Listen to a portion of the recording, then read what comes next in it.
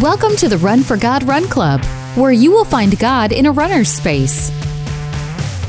Welcome to the Run for God Run Club. This is your one stop each week to be motivated and inspired to get off the couch and onto the running trail where you can in turn inspire others to do the same. Let's learn, laugh, and leap into running together, giving God the glory for what we are able to do in His name. Amen. I am your running host, Dean Thompson, and this week we're going to talk about how running led someone to a deeper relationship with God. It happens, and we see it all the time. And then, well, have you ever played Monopoly? And do you think you know the rules to Monopoly? Well, we're going to find out today. And joining me for those stories and much, much more is Run for God founder Mitchell Hollis. Thanks for having me, Dean. Well, I'm sure that you're probably really tired from the World Championships, staying up and getting up early and that kind of thing. You came in here a while ago and you were talking about how tired you were and that you've been up at 4 a.m. the past 2 days. And I was like, man, what have you been doing? I feel bad for you. You said watching the World Championships. I said, don't feel bad for you anymore. So I didn't keep up with any of it. And you'll fill us in, I'm sure, a little bit later. But I did want to tell you about a cool thing. I don't know if you've talked to Lane this weekend. I haven't. But Lane and Landon got to experience something that was pretty cool. They went on Saturday night up to the Magnum Mile. Do you remember the guy's name that was there? Kyoki or... It was the guy that looks like Prefontaine, the pro runner. Brandon Hudgens? No. Oh, man, I knew I should have got this name. Yeah. Anyway, they had some pro guy coming in. Because, the sub 4 minute miles never happened on Chattanooga soil. Right. And the Magnum miles where they've been trying to get it for the past few years. And so they brought this professional guy in. He looks just like Prefontaine. I can't believe you don't know who I'm talking about. I know who you're talking about, but I can't think of his name. Anyway, so they get there. The mile is going to be run late at night. The Cam Run is a run that started several years back in memory of a gentleman by the name of Cameron Bean, right? That's right. And so this is a run in his memory. They do a 5K in the morning, and then they take the top runners in the 5K, and they come back that night and run what's called the Magnum Mile. And it's at the GPS on their track, and everybody's just trying to run a fast mile. But the 4 minute barrier has never been broken. So they bring this guy in, and what was so cool about it, I watched the video, is it was late at night, I guess maybe 10 o'clock maybe, it's pretty late when the open field goes. And so all these guys are lining up, I mean, these are the top runners, and literally 10 seconds before they're starting, there's a storm moving in and the power goes out. Oh my goodness. GPS goes dark. I mean, the track goes dark. And you can see the lightning. It never did rain, but it was just one of those storms coming in, and it was lightning. Yeah. But the lightning was far away off. It was safe. But the crazy thing is you've seen how that Magnum Mile works. The track is packed all the way around. Yep. The outside 3 lanes is just wall-to-wall people to watch. Well, everybody turned their flashlights on their phone. And this guy that I can't remember his name, he's like, we're running. And he starts pumping the crowd up. You can see the lightning up the sky. And they run this mile race in the pitch dark with the only thing shining the way is thousands of I say thousands, probably 1,000 people on the track with their flashlights. People are on the infield shining out to the track. And they run this, and it is. You've got to watch the video. Oh my goodness! It is, the atmosphere is electric, and he ran 3:59. Oh, I mean, it was just. Lane said it couldn't have been a better setup for that to happen in Chattanooga. We'll have to watch the video a little bit later, but go check it out. The Magnum Mile. If you look it up on Facebook, I'm sure you'll come across some video because everybody was videoing, obviously. Maybe I can find a copy or something attached to find the video and maybe put it in the show notes. Yeah, see if you can do that. Yeah, I'll try to do that. Well, Lane's got one. I mean, you can get one from Lane. He videoed it. That'd be cool. It was, the lights went off, and this guy's like, we're running. Turn your flashlights on and let's go. I can't imagine because, I've been there at time, in years past to watch it, and the atmosphere is electric on a normal day. Right. I can't imagine with all of that how much more. And then for him to get 359, yes. Just for that, cool for Chattanooga to be able to do that. Cool. But, that is I mean, cool. I'm sure, because I told Lane, I would think, 359 is never easy, but for that caliber runner, I would say he knew he was going to do it. You would think. Do you think? I think 359 is hard on just about anybody anytime. Yeah. I mean, even if you took the best, Jakob Ingebrigtsen and put him out there, he could run a 3. He would know he was going to run it, but it would still be. It's more than a workout. I mean, he looked like he was just of course, in the dark with nothing but flashlights, they look like they're going way faster than they are, because you're catching glimpses of them, and you see a glimpse here, and next thing you know, he's down here, and it was. I wish I would have been there. Yeah, it was really cool. So, very cool. Very cool. Anyway, let's talk about this week's sponsor. Established in 2011, Outer Elements is a design-build landscaping company servicing Northwest Georgia and the Chattanooga area, specializing in the latest techniques in landscape architecture and design.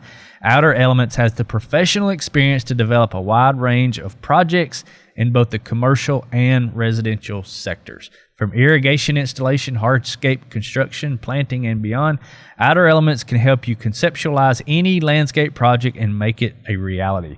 Contact them today at 678-445-1968 to connect with a passionate landscape architect. So again, to all of our sponsors out there, thank you for what you do. We simply can't do what we do without you. So thank you again to Outer Elements. Amen. Facebook post from last week comes from Carrol McDonald. She says, "Thank you all for the encouraging words from my run a couple of days ago. I just got to sit down and read them all since I'm still on work travel. Today was another very hot one in Tuscaloosa. I had convinced myself earlier in the day that I was going to skip today's easy 6 miles because it was just too hot. But then at the last minute, I made myself get out there and just said I'd do what I could. When I went out, it was a heat index of 112, but I got all 6 miles in with 60-30 run-walk intervals. Woohoo! Still 104 heat index when I finished just after dark. This heat is no joke." Now that is no joke. 112, of course, Tuscaloosa in late August. Yeah. I mean, that's about as hot as Dalton, Georgia. Yeah, it's about the same. Yeah. But kudos to her for getting out there and getting it done. Yeah, running in the heat is hard, but it can be done, and she did exactly the right thing. She went out there and she dialed it back a little bit. Just lower the expectations. What I want to know is, she says she ran with a 60-30 run-walk intervals. What was the other 10%? I don't know if she's not a very good math person or... but way to call her out, Dean. So I'm sure that was an oversight, but I mean, even in polls you see in politics and things like that, there's always that margin of error that they have in there. So maybe that's her margin of error. That's her margin of error. She really didn't know that last 10%. Right. So, but that was the warm up and cool down. Well, I thought maybe she just kind of taking a breather every once in a while. That was her 10%. I'm sure that Lynn knows how to do math. Absolutely. But it was great because a lot of times we just give up and we're just like, it's just too hot, and we just go, we can't do it. And I've been there. Yeah. I've been there. And what she does, I don't know if she runs with or does these run walk intervals normally. It sounds like she doesn't, and so that was a good way to get it in with the heat. What I do very often is I don't typically do run walk intervals, but I do a couple of things. I will stop occasionally. I'll stop more often and get water, and I don't worry about hurrying back to get back to it like I would normally do. And I'll just run slower and not worry about how slow I'm running. And you can do that in the heat, and it's okay to do in the heat. So I thought about this. I wanted to look it up in the Jack Daniels VDOT calculator. You can put in heat there and see how much heat affects you. So let's take somebody who runs a 10K in about an hour. Okay, that's a 9:39 pace, and let's say that is, according to it, that's the perfect temperature, which should be somewhere around 45 to 50 degrees, right? Well, if you look at it, the calculator tells you that at 70 degrees, the time would would be 101.01, which means a minute slower. For 70 degrees. For 80 degrees, it's 2 minutes slower. And for 90 degrees, it's 3 minutes slower. So basically, it's about 1 second a mile for every degree it's warmer. And so a lot of times we think, let me take me for an example. I go out and I run on a normal day. I'm going to run, let's say 7:30 pace per mile. But it's 90 degrees outside. Mm-hmm. Well, if I go out there and I run 8 minutes per mile, I'm doing the same run that I did when it was cooler at 7:30. But I think where Jack Daniels falls short, at least in the South, is the humidity. Because you can run in 95 degrees in Arizona and then come here and run in 95 degrees in the summer. Completely different. Yeah. I mean, and so I don't know if, I'm sure somebody out there may have done that calculation, but that's got to make it even more exacerbated when you add in the humidity. Because it does. It's I mean, it's so thick. It really is harder to breathe. That's why they call it poor man's altitude. Yeah. But it is just harder to breathe on top of the heat. Yeah, I looked it up, and it's about, it can be as much as 20% slower. Wow. When it's hot and humid out. So 20% is a lot. I mean, that could be a couple of minutes per mile. And the thing the point we're trying to get across is if you're especially a new runner and you're going out and you're running in 90-degree heat with 80% humidity and you're not hitting your times, a lot of people will get upset. I mean, and they'll think I'm not doing it right. I'm not trying hard enough. But you got to cut yourself some slack. Just don't get discouraged. It's okay to want it, but don't get discouraged because of it, because Absolutely. It is a real thing. Yeah, don't beat yourself up. There's nothing to beat yourself up over. Right. As a matter of fact, just be proud of yourself that you got out there. Yeah. Well, our trivia question for last week was this. Name the 6-time Olympic medalist who was named Sports Illustrated Greatest Female Athlete of the 20th Century. That's some pretty high accolades there. And, of course, it's Jackie Joyner-Kersee. And if you watched any of the World Championships this past week, they showed her over and over again sitting in the stands and cheering for mostly sprinters and Anna Hall. Anna Hall's our heptathlete. And it's amazing that Jackie Joyner-Kersee still holds the record for the highest point total in a heptathlon, and this was back in 1988. Now, help everybody understand what a heptathlon is. Okay, heptathlon is 7 different events, 7 or 8. Is it 7 or 8? Should be 7. 7. Hep would be 7. 7. Yeah. 7 different events that are done over 2 days. So they do 4 events the first day, 3 events the second day, and so there's the longest race is 800 meters. The shortest race is they have 100 meters, 100-meter hurdles. They have shot put. They have, I think, javelin. I don't think they don't do pole vault. Anyway, it's a mixture of track and field events, and so it's kind of overall how well rounded an athlete are you? And so this shows my ignorance. Is it heptathlon for the women and decathlon for the men? That's right. Okay. For men, it's 10 events, right. Decathlon. For women, it's heptathlon, 7 events. So, yeah, I don't know why they don't go ahead and move the women over to the decathlon along with the men. But anyway, that's the way it's been for a very, very long time. And Jackie Joyner-Kersee still holds the record for the most points in a heptathlon, which that's the way that it works. You're not really competing against somebody else in each individual event. You're trying to do the best you can do to get a certain number of points. So if I run the 100-meter hurdles in 13 seconds, that gives me a certain point total. If I run it in 12.9, it's more points. So there's some strategy there. There is. Yeah. There is, for sure. Yeah. Anyway, Jackie Joyner-Kersee won 3 gold, 1 silver, and 2 bronze medals in both the heptathlon and the long jump over 4 Olympic Games. So she was out there for a long time doing it as well. And I hope Anna Hall is our current best that we have in the United States. And Anna Hall, I think she's got a chance of getting close to to Jackie Joyner Kersey at some point. She's still working on it. She's still getting better and improving. She just graduated from college last year and University of Florida. Actually, I think she went to the University of Georgia first, then transferred to the University of Florida, if I'm not mistaken. But anyway, Jackie is very active in her community. She lives in St. Louis, and she does a whole lot of stuff for children and the lower income folks in that area in St. Louis. And she is just a great person to have in a community there in St. Louis. She went to UCLA. She also not only ran track, but also played basketball. She was a starter in basketball for 4 years. And was named the 1985 Best Woman Athlete in the NCAA. So not only was she named Athlete of the Century for, once she got professional, but even before that, she was Athlete of the Year for NCAA. Now, that's not basketball or track. That's all NCAA sports. Wow. So that's a pretty big deal.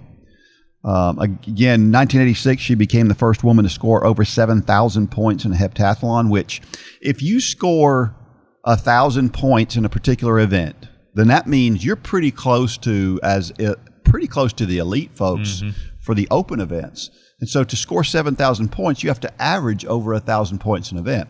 To give you a comparison, in the men's decathlon, the highest score is like just over 9,000 points. Nobody has ever averaged 1,000 points per event, but Jackie did average over 1,000 points per event in the decathlon. So she was in the Olympics from 1984 to 1986. She did play professional basketball for a short stint, not very long. She played a few games 1 year and then decided she wanted to give that up. But anyway, she's amazing. Her husband is Bobby Kersey, who coaches Athing Mo and Sydney McLaughlin, along with some other really good athletes. So he's still out there getting it done. She's still out there all the time. You see her at a lot of track meets, just supporting the athletes. So she's a great ambassador for the sport, for sure.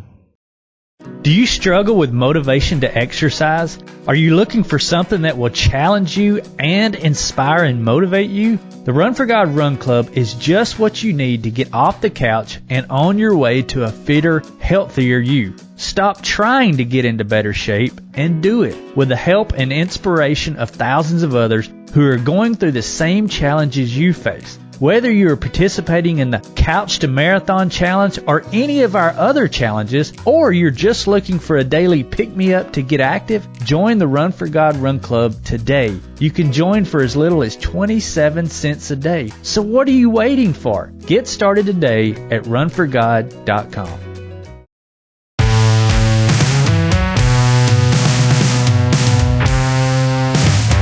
All right, we're back, and we're still looking for your story.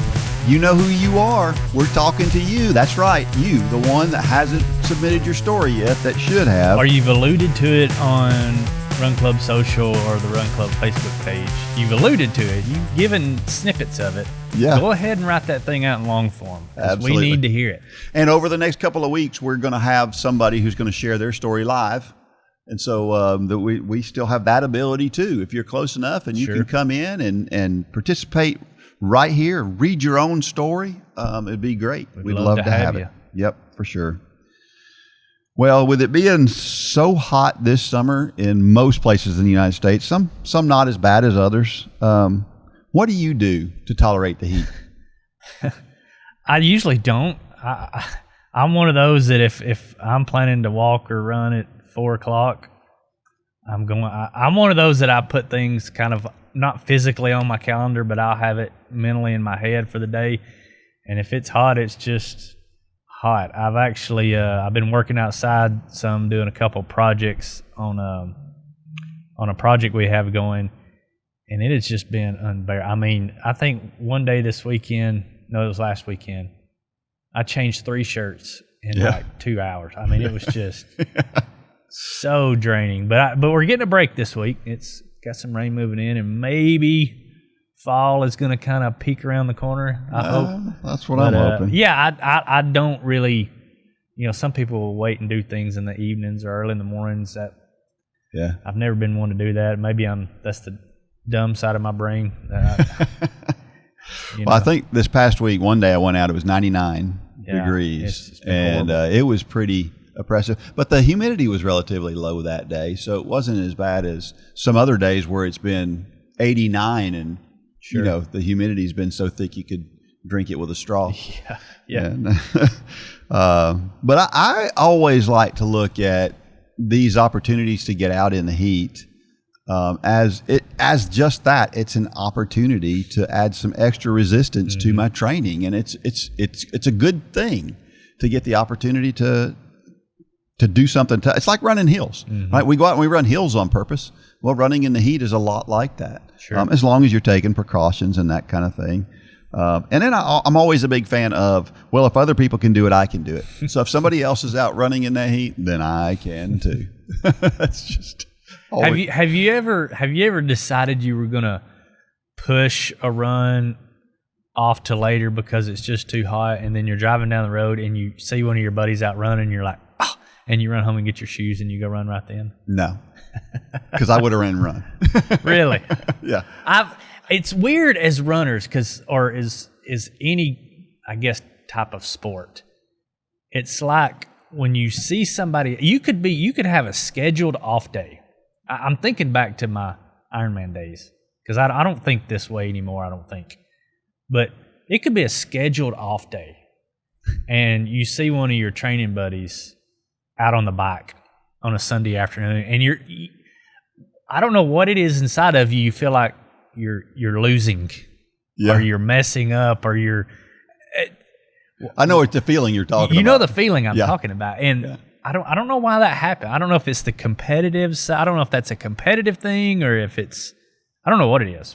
Yeah, on my side, I think what I do is I get out there, and maybe I already ran that day, and I didn't do that much, and I see somebody else running, I'm like, I didn't do enough. I mean, that's my. Lane was talking about it this Saturday morning. Him and Aaron were running together, and Andy, his coach, had just. I don't think he got on to him, but they got a meet coming up this Friday, so I'm sure it was the normal pep talk, and it was supposed to be a very easy, slow run. Well, Aaron starts pushing the pace, and Lane's feeling good lately, so he goes with him, and he said before it was over, they killed each other. Yeah, but it's not like Aaron said, I'm going to beat you, and Lane said, I'm going to catch up with you. It was just a natural tick for tack. I don't know if it's a guy thing or if it's just a competitiveness, but he said they both got done. They had a great run, but it was not what they were supposed to do. And so Andy's probably going to get on to him for that now.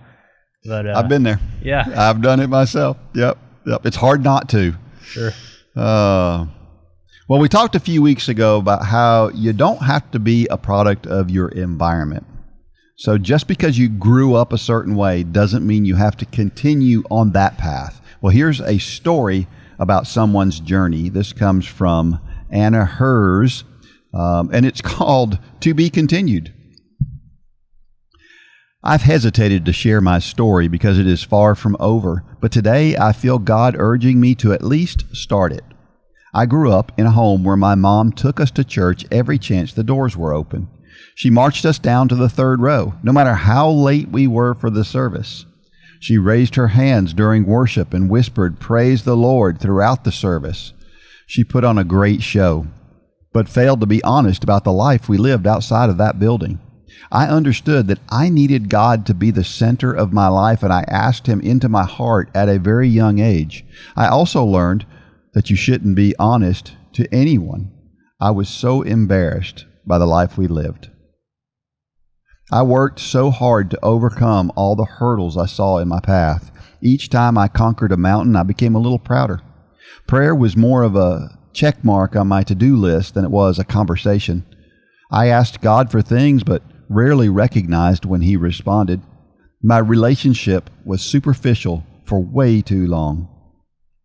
Then things changed. I found an amazing friend that ran. We would run together during our lunch break. I learned that there were people who truly loved God and wanted to share that love. We pounded the pavement and challenged each other to grow in our Christian walk. This started me on a journey. My path suddenly took a sharp right turn, and I began to see God opening doors for me. I found a great career for a company that allowed me to move across the U.S. to be a part of my grandkids' lives. I found the perfect home and an amazing church. I began to grow in my faith, but with that came the awareness of how much I needed to grow. I started doing small local races because signing up for a race made me lace up my shoes to train. I soon found that training on the beach was a spiritual experience. I spent my training time in prayer and worship, enjoying God's beauty. One night, while running in the moonlight, I was asking God what He wanted me to do, and I heard, "Serve." I dropped to my knees. I had never heard His voice like this. I wrestled with Him for a bit, but He revealed that He may not have responded throughout my life because I had not yet done just that. He was quietly waiting for me to do what He asked. I started running more so that I could spend more time communicating with God. I wanted to know how I was supposed to serve.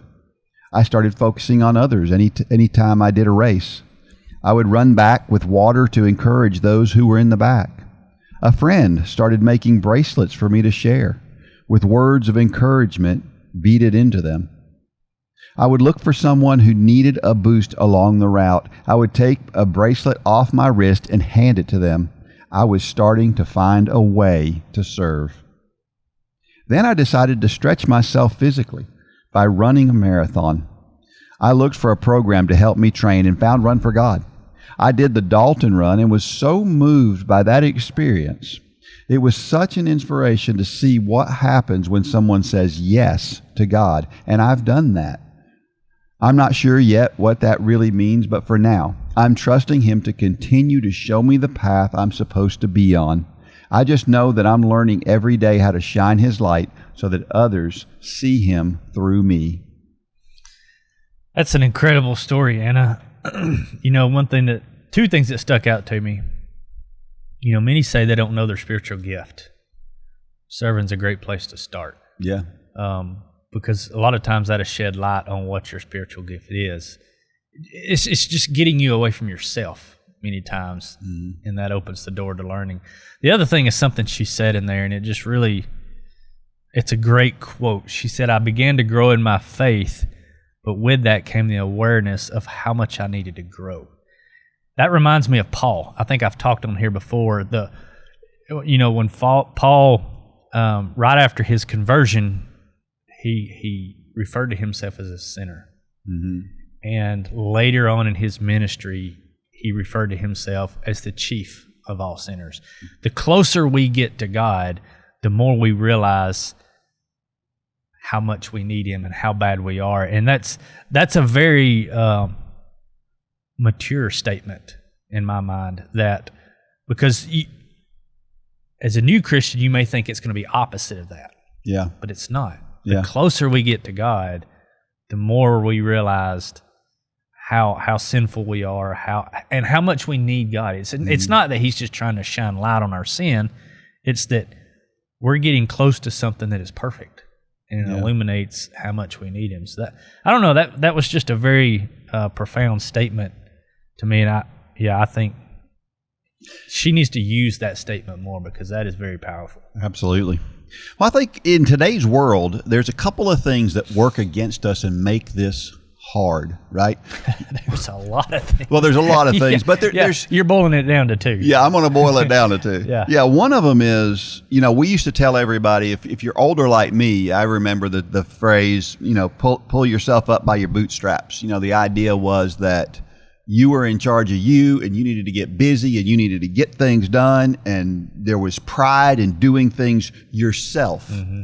So relying on God, didn't make sense to people in a lot of ways, because it was like, no, I'm supposed to do things myself. I'm supposed to pull myself up by my bootstraps. And then the other thing is, today, what the world is telling us is we should do what we want, right? Mm-hmm. And we know it's a sinful world, and we all have this tendency towards sin. And so to do what we want means to sin. And so it is the wrong direction, and you can't serve God and be tuned into God if that's the direction you go, just kind of satisfying your urges. And so those two things make it really hard these days in particular to really follow God. So congratulations to to Anna for finding out how to get there, right? Yeah, I'm reminded there's an old gospel song, and it's kind of the blend, or it's kind of the answer to number one, but it's talking about I can do anything, pull yourself up by your bootstraps, but it says me and God. Yeah. And that is the answer. Yes. God will always open a door and show you a path.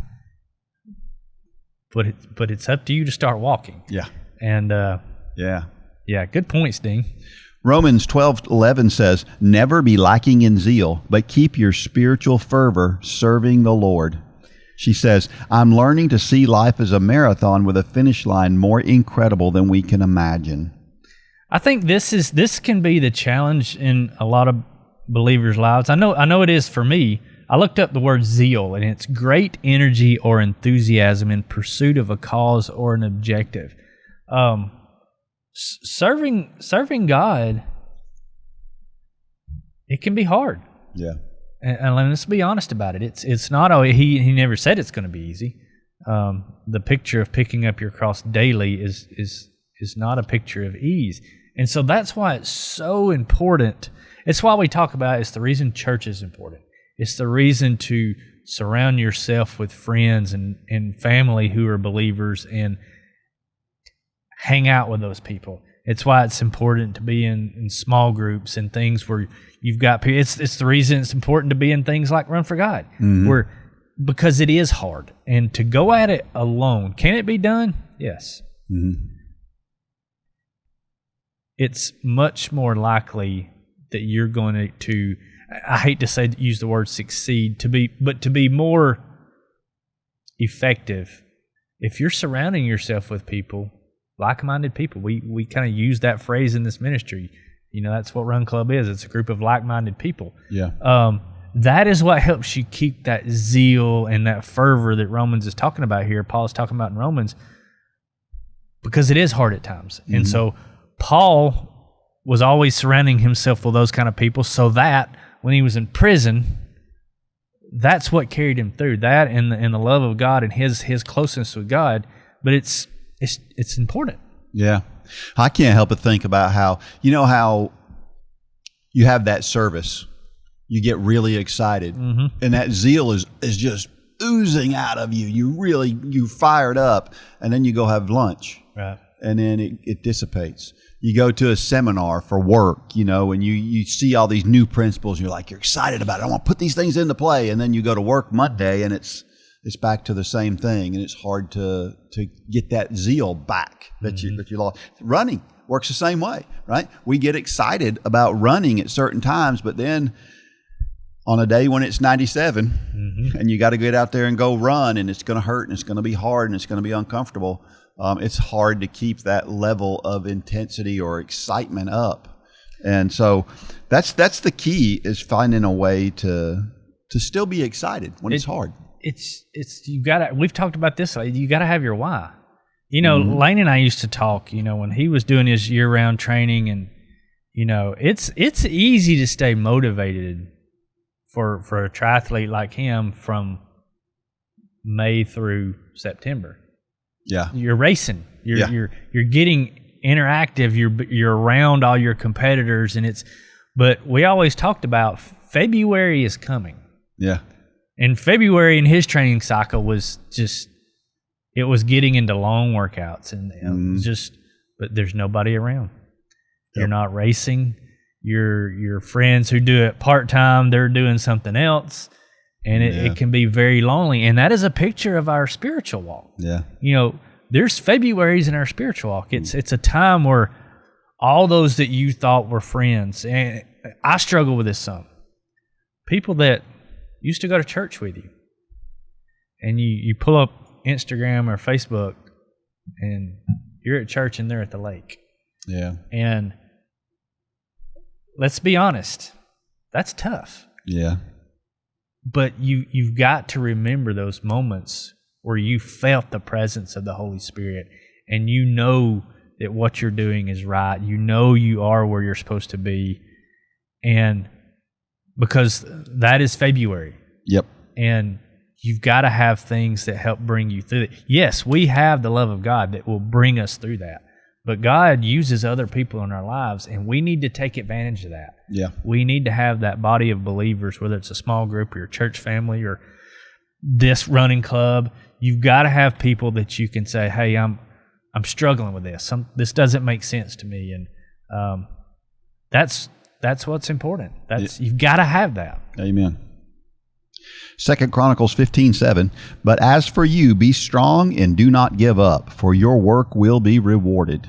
She says, I have held on to this verse for many years selfishly. I worked hard to get ahead. Now I'm understanding that that work means bringing others to Christ. Yeah, you're you're one of those guys. You like to be way ahead on stuff. You like to work. You like to plan things. That can be a flaw, but but it's a good thing. It's a great quality. I'm obviously I'm the opposite guy. But I thought about this as it relates to this scripture reference, and this may be off base a little bit, but when I worked in South Georgia, we had these crews they were called DOF crews, and there was a group of 4 people who went around, and they had certain things they had to get done during the night on these different machines, and they kind of had to organize their own night, right? And I remember having 2 separate DOF crews, and one was one of those where they wanted to get everything they could get done early, so that they could kind of cruise the second half of the night.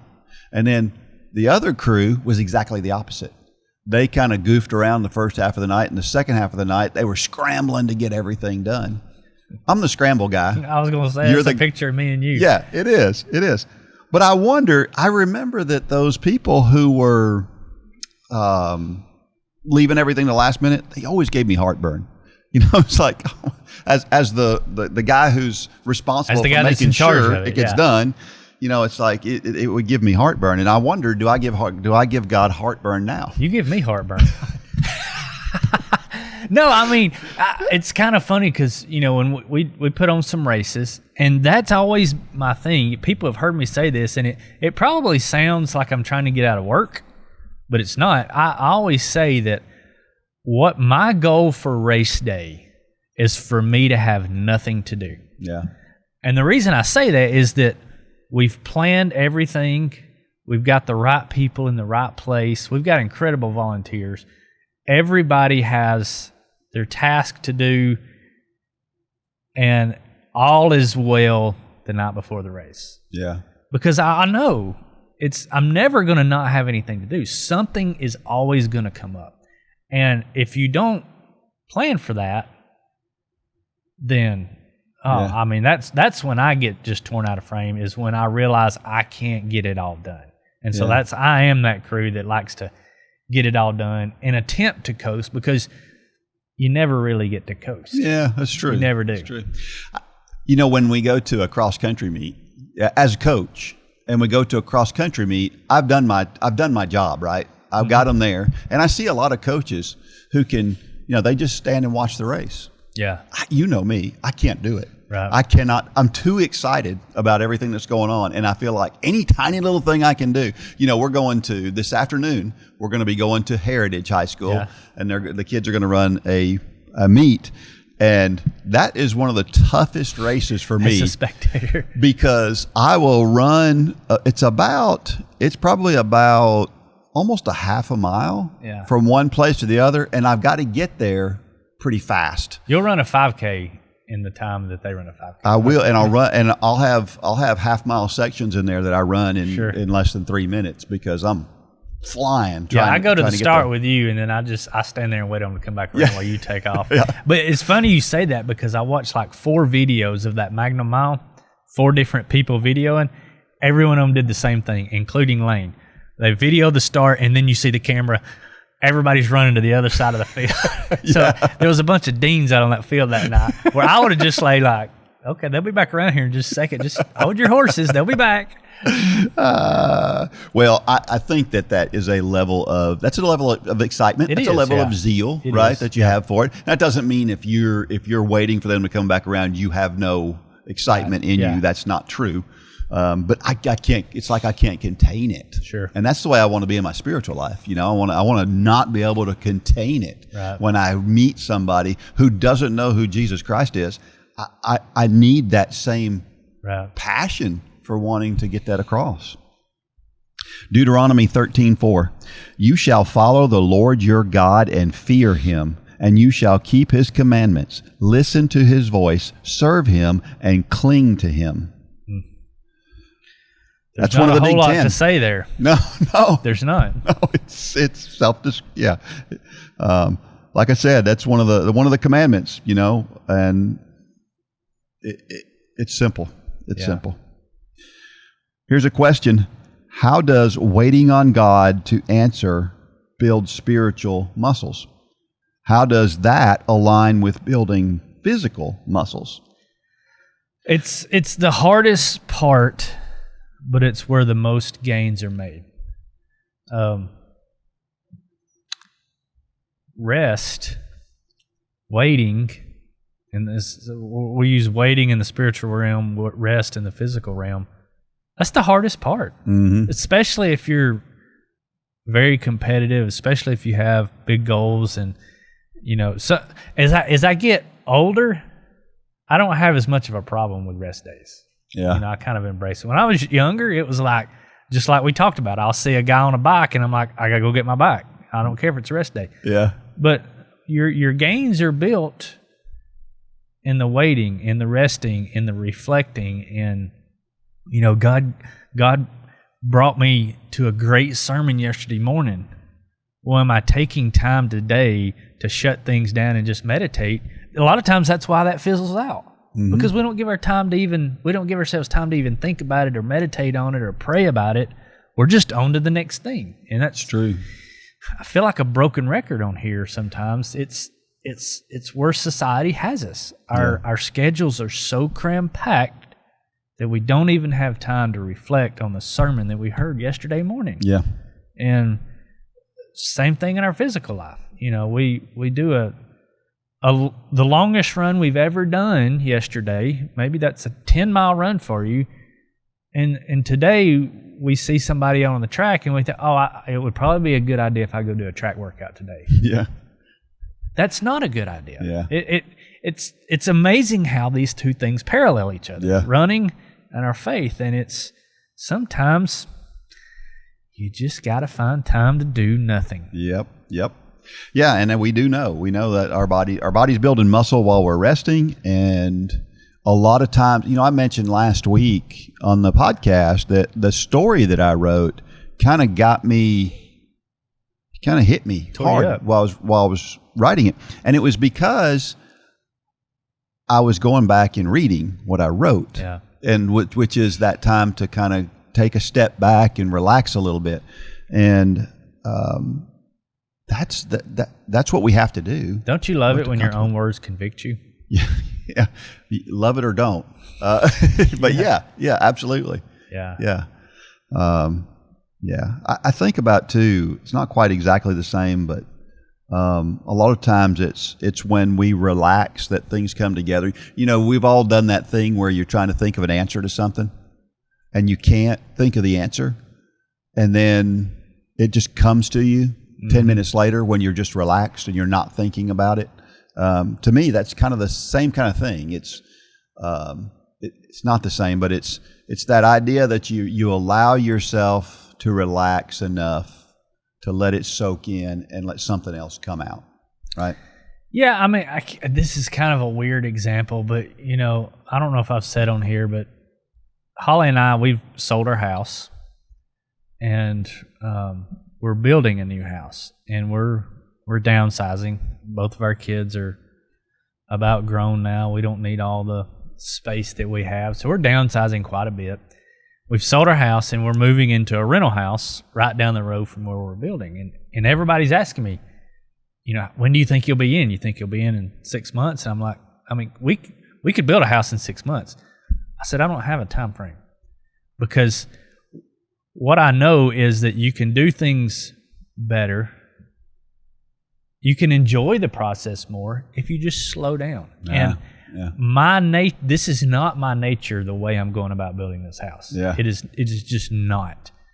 But there again, it's if we would do this in our spiritual lives, but we have these checklists, just like Anna said in her story. Sometimes prayer was just on a checklist. Now, sometimes that's okay. We've talked about that on here. Yeah. The point is you get it done, but that's not okay all the time. You need to let these things percolate and soak in, and we just don't allow ourselves the time. So many times it's because it's something to do with church. Mm-hmm. Well, I can't get myself to do that because I gotta get ready for the Sunday school lesson tonight, or the deacons meeting, or the committee meeting, or whatever it is. Sometimes church can get in the way. Yeah. And I don't say that meaning you don't need to go to church. Sometimes you may just need to come off some of these committees that you're on. Yeah. Pull back from some of these responsibilities and be more effective in a fewer things than be not as effective in many things. Good point. You're getting me off on a tangent. Well, here's another question. How does your running honor God?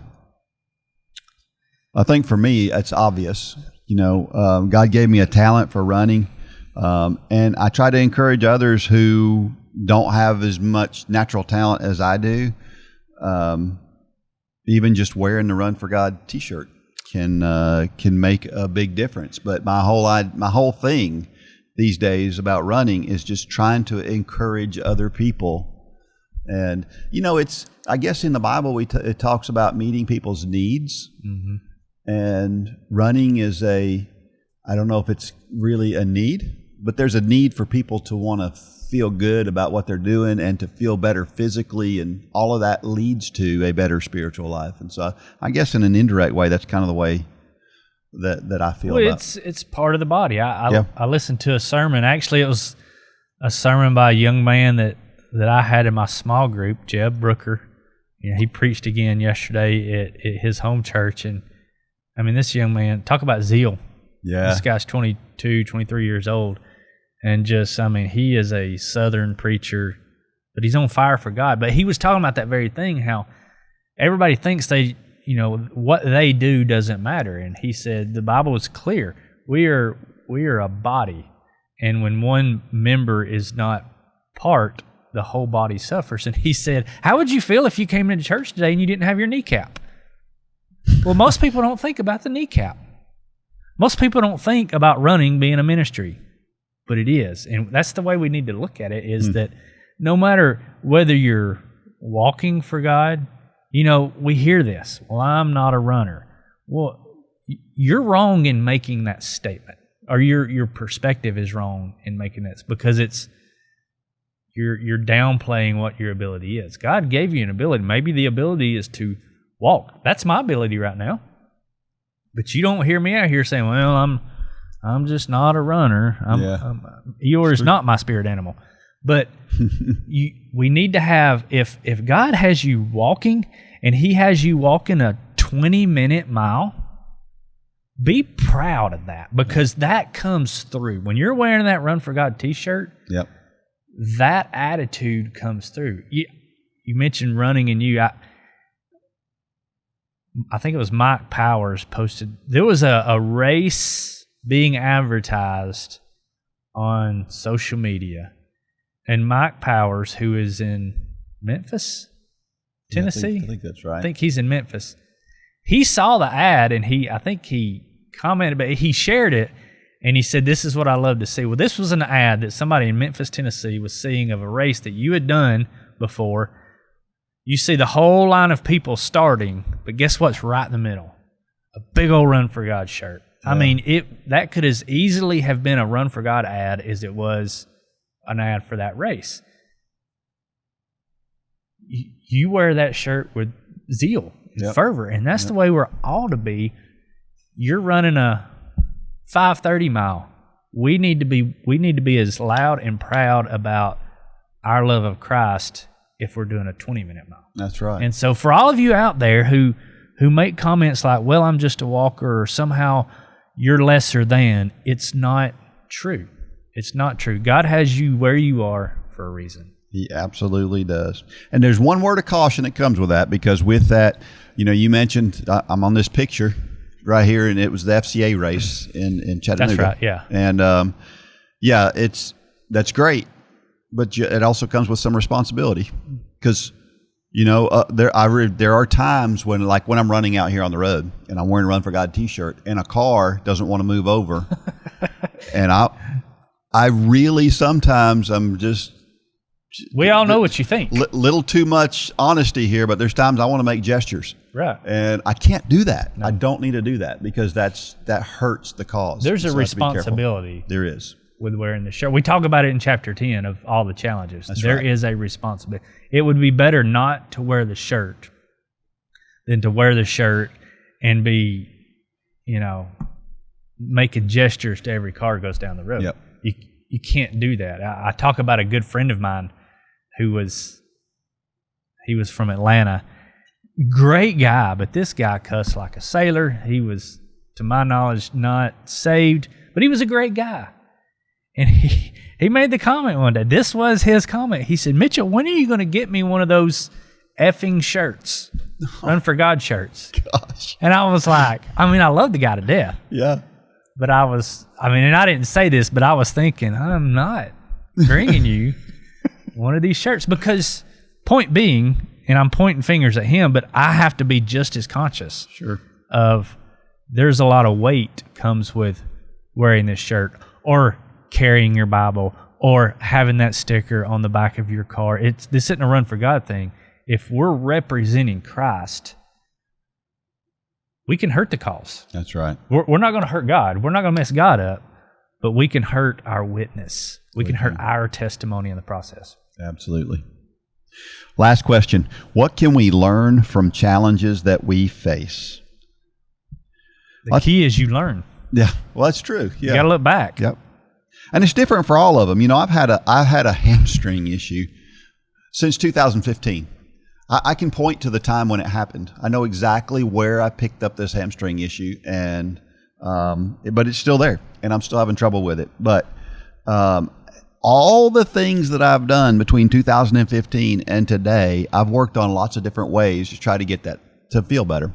And I tried something a couple of weeks ago. I decided I was going to run 1 mile a day for 2 weeks to continue the running streak, but to basically take the time off, because I haven't taken any time off in 12 years. And so I did that, and I learned some stuff during that time, right?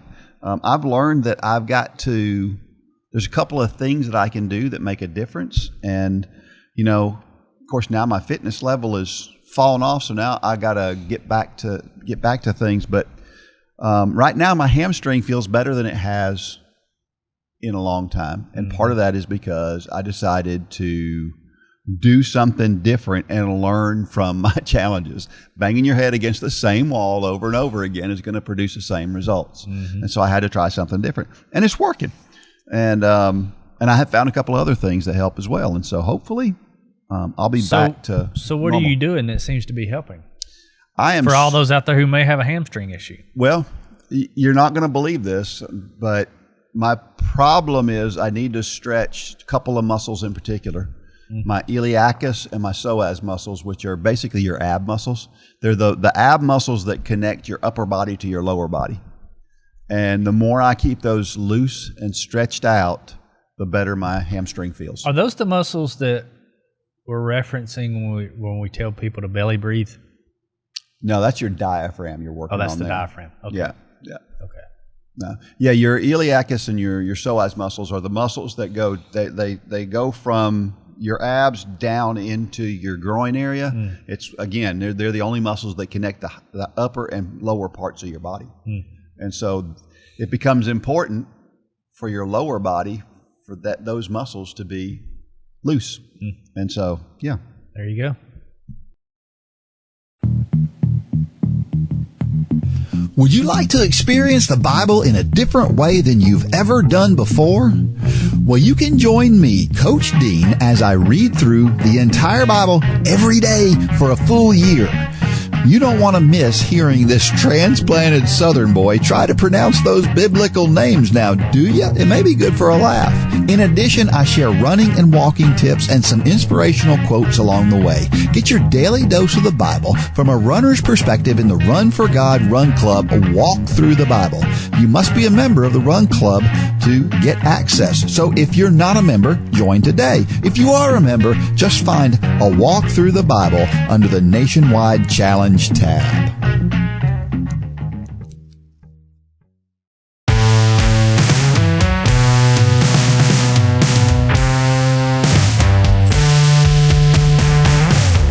All right, we're back. Do you have any running gear that you think is just essential to you? Running shoes? Shoes? Yeah, that's about it, right? You and I are pretty simple when it comes to that. And even my running shoes aren't as expensive as a lot of people's. You know, I don't buy the most expensive ones. Maybe for racing shoes. But they changed my running shoes. Have you seen my new shoes? No, I haven't. Did they change yours too? Yeah, I don't have them on right now. I've had the same shoes for years and years and years, ever since I started running, really. And I don't know if it's this whole new trend, but the Nimbus now, it's supposedly the same drop, the same everything, but they look like a pair of Hokas now. They got the big base on them. I mean, I'm an inch taller when I wear them now. Yeah, I picked me up a couple new pairs the other day, and do you like them? Yeah, I like them. Good. You know, they've got the tongue now. I've always liked a tongue that's substantial. Yeah. You know, I guess it's the triathlete in me. I need something to pull. Yeah. And they've got the flimsy tongue now, which I don't like. So they've changed some. Why do they do that? I mean, it's been the same shoe for 20 years. Why? I don't know. You know, I wore the Saucony Kinvara for. I had about 40 pairs of those. So you don't still wear those anymore? Over years. No. Oh, I didn't know that. No, I had about 40 pairs of those, and then what happened was I went to our local running store. I really needed a new pair, like right now. So I went to our local running store. They didn't have any. And so they talked me into a pair of Saucony Freedoms, and that's what I've been wearing for I've had about 40 pairs of those now. Well, they just quit making the Freedoms.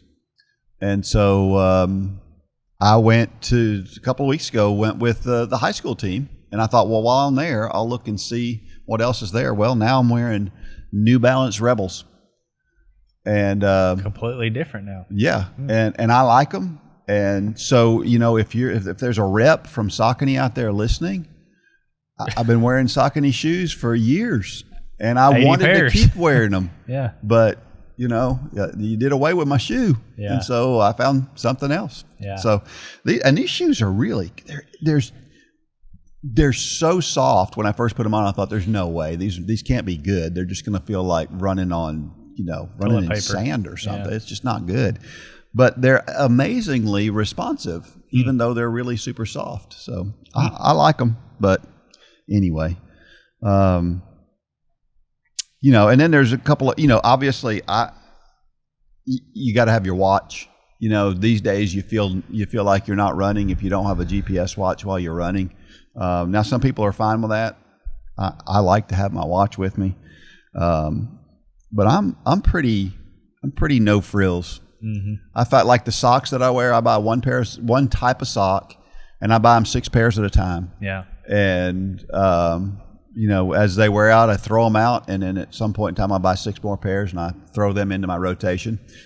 And then my shorts the same way. My wife is good about that because I won't throw them away. You know, I won't throw them away until I'm getting a blister, and I look down and there's a hole in them. Yeah. But my wife is good about sneaking things out, not just socks. Yeah. Plenty of other pieces of clothing that, you know, it's just getting comfortable and all of a sudden it's gone. Holly, where did my whatever go? I don't know where it went. You know? But you know where it went. Yeah, she watches over me in that way. Yeah, yeah. Well, I discovered something a few years ago. I used to run naked, with meaning not meaning naked, but without my phone, without any kind of music, nothing at all. And you know, I just left my phone wherever I was and went for a run.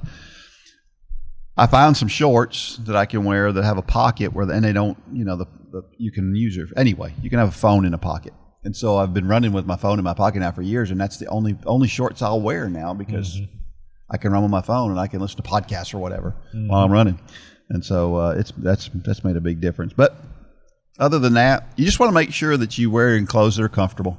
Sure. And it don't cause chafing issues. Sure. That's the most important thing. And it don't cause injuries. Injuries. That's right. Get the right shoes. Don't try to save money on shoes. Absolutely. Get the right shoes. Yeah, what was interesting is I went from those Saucony Freedom shoes to those New Balance Rebels.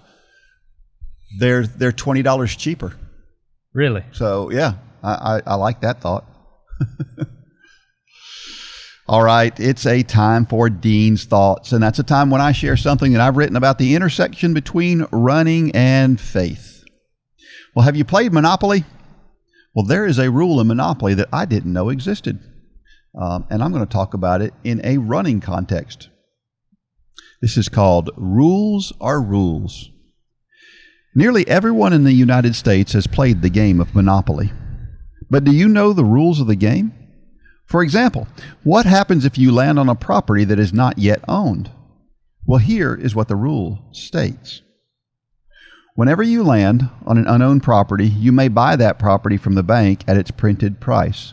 You receive the title deed card showing ownership. Place it face up in front of you.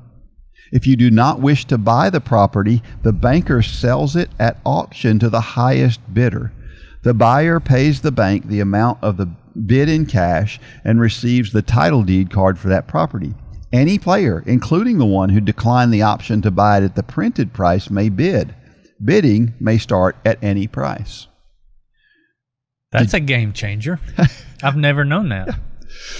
Did you catch that? If you choose not to buy the property, it goes to auction. I recently saw this rule applied as a player declined to buy the property and then bought it back from the bank for $1 before anyone else knew what was going on. I have to confess, I didn't know this was a rule, and I suspect many people do not know a basic rule to one of the most popular games of all time. How in the world did that happen? There are many things hiding in plain sight in the world. Some of those things are in the form of solutions to issues. If you have a chronically tight hamstring, there's probably a solution out there. You just have to find it. I tried a dozen different solutions for plantar fasciitis before I found one that worked. So sometimes you have to hunt relentlessly to find a solution to your problem. But there is probably one out there. My wife Debbie and I were recently on a trip to the Mayo Clinic. She has had issues for a long time, and we know the answer is probably out there somewhere. We just haven't found it yet. While we were in the doctor's office, she shared a shocking thought with us. Debbie has had asthma her entire life, but the doctor looked us in the eye and said, "It's just a theory, and I could be wrong, but I'm not sure you have asthma." There could have been a nuclear explosion, and I'm not sure we would have noticed in that moment. Sometimes it's easy to find solutions to problems. I can't count the number of times I have Googled the solution to a problem. It may take a few tries, but I usually find the answer I'm looking for. But sometimes the problems require more diligence. In Debbie's case, it has been over a decade. Solutions to your running problems are often easy to find, but sometimes they require you to keep searching. When that happens, it can be frustrating for sure. I like to reframe it as a challenge. It is much easier to search for solutions when you look at it that way. There have always been controversies in churches over issues that are not addressed in the Bible. A good example is music. Although the Bible talks about music, there is no single genre of music we are directed to use for worship. There are some who believe that using drums, for example, is not appropriate in church. But the Bible only gives us one direction. Colossians 3:16 says, "Let the word of Christ dwell in you richly, teaching and admonishing one another in all wisdom, singing psalms and hymns and spiritual songs with thankfulness in your hearts to God." Are you singing the music with thankfulness in your heart to God? Are the songs honoring God? Well, then you're okay. The solution was there the entire time. If you're trying to find answers to your questions or issues, it may be right there in front of you. It may take some Googling to find it. It may even take time to get to the ultimate solution, but chances are there is a solution out there. Go find it. You may be surprised to learn that it has been in the rules the entire time.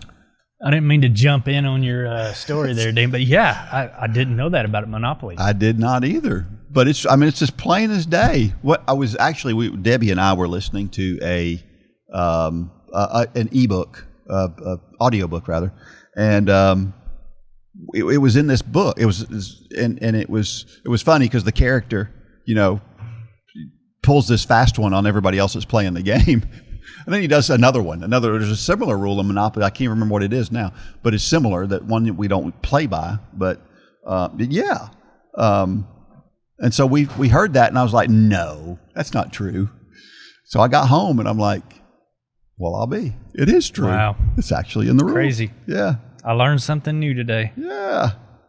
Well, sometimes the answer is as plain as the nose on your face, but sometimes it's not. The other angle I could have taken here is that we need to use everything at our disposal to help us. I can remember coaching team sports back years ago, and I always admired those coaches who could figure out how to manipulate the rules to help his team win. I was okay at that, but I wasn't the best.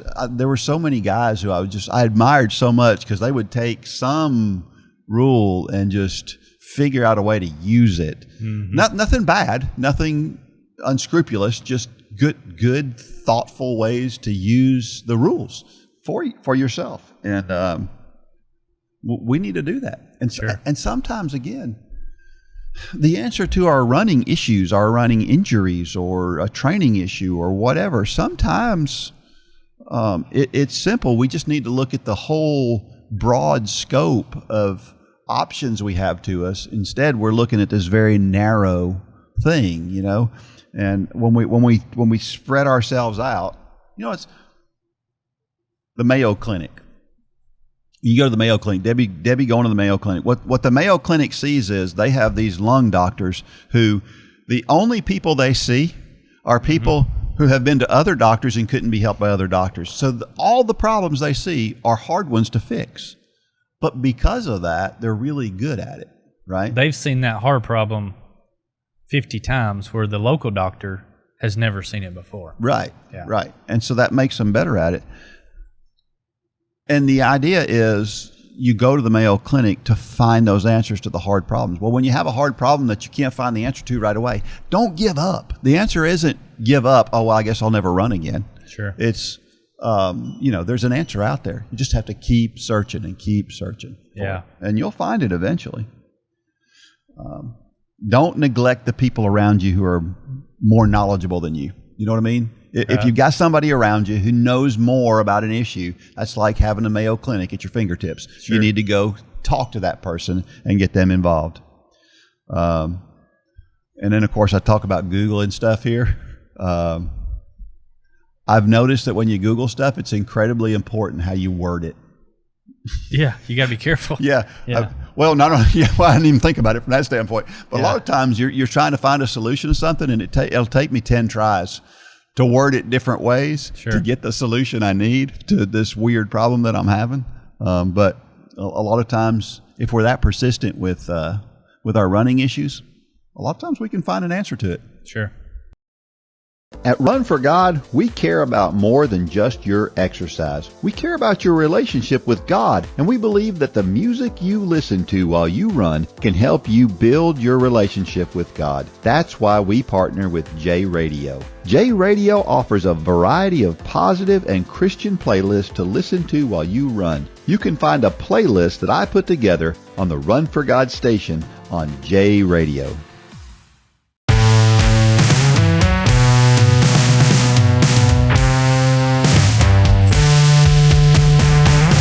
All right, every week I share a reason why running and or walking is so awesome. Well, here's one. It's really good for your joints and your bones. As we get older, we need to take care of our bones and our joints, and there's no better way to do it than running or walking. And it's way better if you start when you're younger and you keep going than it is if you start when you're older. Now, what's the best time to start? running or walking, well, it's yesterday, but the next best time is today.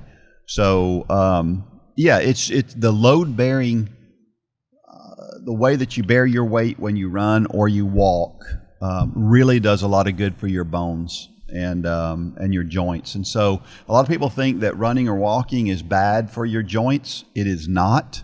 Studies all prove that it is good for you. So, well, we had the World Athletic Championships this past week, and they may have been the best I've ever seen. It was so good. I had more fun watching field events this past week than I've ever had in my life. There were so many field events that came down to the last throw or the last jump, or that were so, it was really, really fun to watch. The lady who won the discus, I don't know if you saw any highlights or anything, but the lady who won the discus, she's not even the best on our team, right? She's second. There was a lady for the United States, Valerie Allman, who has been looking for a world championship now for a few years, and she's really good. And sure enough, she was leading the whole thing. It looked like she was going to win it. But then another girl from the United States, it took her having I think like a 6-foot PR just to get to throw the last 3 throws. They only take so many to throw the last 3 throws. Well, she barely got in there, and then she increased her PR another 11 feet and won the competition. Wow. It was just, and she was so surprised, and it was so much fun to watch stuff like that, for somebody to surprise themselves. I don't know if I've ever watched the discus. It was great. Yeah. It was great. I don't know if I've ever actually went down and watched it at the high school level, as many track meets as I've been to. Yeah? Yeah. Huh. Well, her name was Laluga Tasaga, and she was. It was so much fun to watch. So, excuse me, I think I said 16 feet further than she'd ever thrown before. So the United States finished 1-2 in the discus. We had never had a gold medalist in the discus. Now we have a gold and a silver in the same one. So, we've talked before about Sha'Carri Richardson. Sha'Carri Richardson won the 100, and did you watch any of that? I did. I saw her qualifier round. We talked about that last week. Yeah. Well, It seemed like she was tempered a little bit. Well, she was highly tempered after winning it. Really? She was so surprised. It was so much fun to watch because she was so humbled in that moment. Well, good. And she was very humble about it afterwards as well. It was really good to see her be in the headspace she was after that. It really, really was special to watch the surprised look on her face. And then when she realized, it's almost like she won it and she kind of knew it and she was proud of herself and all that stuff. And then it's like all of a sudden it hit her. Oh my gosh, I'm the world champion. And she started running around and was just so excited. And I just love that. Yeah. So, well, and hopefully she'll see that, because I would assume that the reaction to her being that way is going to be much different, and I hope she picks up on that. Absolutely. That's what I hope too. And then, of course, on the men's side, Noah Lyles won the 100 and the 200. And I don't know if you saw he had during the ceremony where they were playing the national anthem. He was being Noah Lyles, big smile, and he was happy. And as the national anthem was being played, the smile goes off of his face, and he gets this really thoughtful look on his face. And you can see what's happening is he's realizing the importance of this moment and that he's representing something way bigger than himself. Yeah. And he just broke out and started bawling. Really? He was just crying his eyes out. The two guys, the silver and bronze medal holders, were consoling him because he was just torn up by it. And it was so good to watch our athletes be such patriotic Americans. That was really cool to watch. And then Jakob Ingebrigtsen gets beat by Josh Kerr. Oh, really? Yes. We've been saying for years that maybe Josh Kerr is the guy that can beat him because he's got a better kick than Jakob does. And sure enough, he outkicked him. Now, afterwards, we learned that Jakob Ingebrigtsen had been sick, probably had some kind of a virus or something. And you could see it when he came back to run the 5,000. he looked sick. And sure, he stayed back in the pack the whole time. He didn't take the lead until about 3 yards from the finish line. is when he took the lead and won. But it's good to see, because I think that's good for him. Yeah. To know, but that he's still got work to do, because I'd still like to see him break that world record at some point in time. He's still got a ways to go to get there. So. Anyway, the USA won 4 out of the 5 relays. Used to be 4 relays. There's the 4x100 and there's a 4x4. And of course, there's men's and women's for each. But then now they have this mixed relay, the 4x4 mixed relay. And the United States was actually in second place in the 4x4 mixed relay. And Femke Bol, one of the best runners in the world, would have had 3 gold medals if this wouldn't have happened to her. About 10 meters from the finish line, she tripped and fell. She lost the baton. The baton went out of her hand. She was going to win. The baton went out of her hand, and so if the baton hits the ground, is the team out? Well, it depends on where it hits the ground. Okay. But the baton had gone across the finish line. Oh, it flew out of her hand, went across the finish line. But if you drop it on the back stretch, you can go back and get it. That's right. Yeah. You can. Okay. Yeah. But if you drop it in the exchange zone, you're out. Depends on whether you pick it up in the exchange zone or not. Oh, okay. Yeah. So anyway, she winds up falling, and they wound up being just DQ'd completely because she didn't cross the finish line with the baton in her hand. And so the United States wins. And then both the United States men and women's 4x1 teams won. The men's team still, I don't know what it is about the 4x1 and the United States men, but they cannot pass a baton to save their lives. I mean, even they won, but they did it in spite of their bad passes, Really? not because of them. Yeah. They got beat in the Olympics by Canada because Canada wasn't faster than them. They just could hand the baton off. Sure. So, that was fun to watch. But the women's 4x4 team got DQ'd because in the 4x4, there's 2 different types of handoffs. If you don't know this, in the 4x100 meters, it's what they call a blind handoff. And it's where you reach your hand behind you and the other person just has to put the stick in your hand. Way. And it's the fastest way, and that's why they do it in the 4x1, because you got to be as fast as you can and not lose any speed as the baton moves around the track.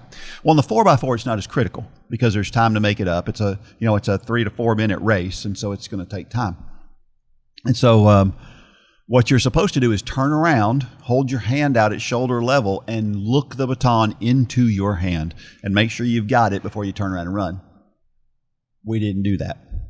One of our runners turned around before she saw the baton in her hand, and it didn't get in her hand. And by the time she kept trying to run, and by the time the runner got back to her and got the baton in her hand, they were outside the zone, and they were disqualified for it. So that was a sad thing. It was the only relay we lost. It was the one we got DQ'd for. We actually won it, but we're DQ'd because we passed the baton outside the. So the United States is just killing it in track and field right now. And not just track. Usually a lot of times we do really well, especially in the sprints, but we're killing it in the field events as well now. So really, really cool to see. So we won the women's hammer throw. We won the women's discus, the shot put, the pole vault. I mean, it's been great to watch. So watch out for the Olympics next year. We should do well in the Olympics. All right. How about a trivia question for this week? This one I thought would be interesting because if you don't know the answer to this one, you're not going to know the answer to this one. You are not going to guess it. The question is this: who is the track and field athlete with the most social media followers? Now, you probably have some names that pop in your head. I assure you the name that popped in your head is not the answer to this question. I just guarantee it's not. Do you think I would know who this person is? No, you have no idea who this person is. Wow. Now you got me curious. Yeah. So look that up, and if you can find it, send that to dean@runforgod.com and win $20 off in the Run for God store if you can be the first one. All right, let me leave you with this motivational thought of the week. I'm not even sure how you say this name. It comes from Najwa Zebian. It says, these mountains that you're carrying, you were only supposed to climb. I like that. Well said. Yeah. So often we make things worse by making things out to be bigger than they are. And we're trying to carry them out or rather taking than them just on. climb them. Yeah. Sure. So, all right, 180 episodes down, and we are so enjoying this. We thank you so much for being a part of the Run for God Run Club podcast. Thank you for listening, and we just hope that we continue to do things. Again, give us feedback. Let us know. You can send messages to dean@runforgod.com and give us feedback on what you think we can do to improve, and we'd be glad to do it. Until next week, may God bless every step of every run and or walk. Go out there and shine your light. Good job, Dean.